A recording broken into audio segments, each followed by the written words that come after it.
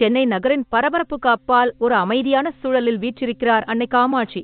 மாமரங்கள் அடர்ந்த காடாக இருந்ததால் இந்த பகுதி மாங்காடு என்று அழைக்கப்படுகிறது. காலத்தின் ஓட்டத்தில் மாமரங்கள் மறைந்தாலும் அன்னையின் அருள் இன்றும் அந்த மண்ணில் நிலை கொண்டுள்ளது.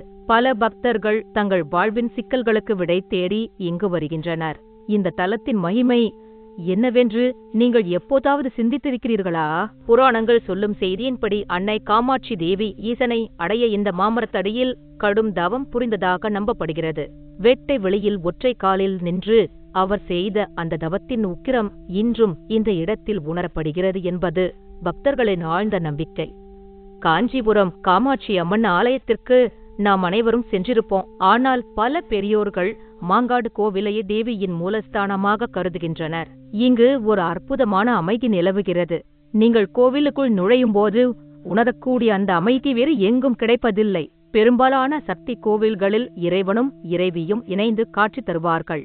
ஆனால் இங்கு அன்னை தனித்து தவக்கோலத்தில் அமர்ந்திருக்கிறார். சிவபெருமான் அருகே இல்லாதது இந்த ஆலயத்தின் தனிச்சிறப்பு.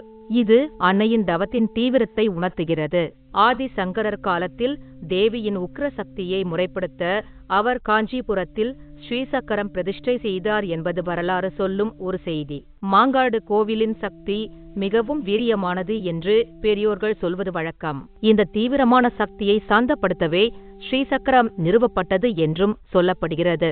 திருமண தடைகள் நீங்கவும் இல்லற வாழ்வில் நல்லிணக்கம் பெருகவும் பக்தர்கள் இங்கு வந்து விரதம் இருந்து வழிபடுகின்றனர். 32 வாரங்கள் விரதம் இருந்து வழிபடுவது இக்கோவிலின் முக்கிய வழிபாடாகும். இந்த நீண்ட விரதத்தின் மூலம் தங்கள் வேண்டுதல்கள் நிறைவேறும் என்று பக்தர்கள் உறுதியாக நம்புகின்றனர்.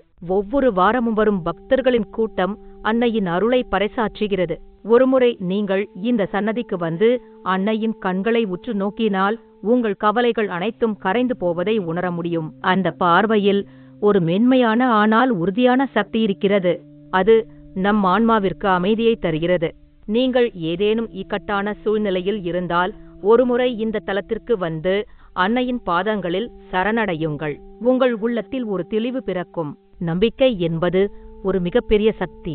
அந்த நம்பிக்கையை நாம் இந்த மாங்காடு மண்ணில் தெளிவாக காணலாம். பல குடும்பங்கள் இங்கு வந்து தங்கள் பிரார்த்தனைகளை நிறைவேற்றிவிட்டு செல்வதை நாம் நேரில் பார்க்க முடியும். இந்த ஆலயத்தின் அமைதி நம் மனதிற்கு ஒரு இதமான உணர்வை தருகிறது.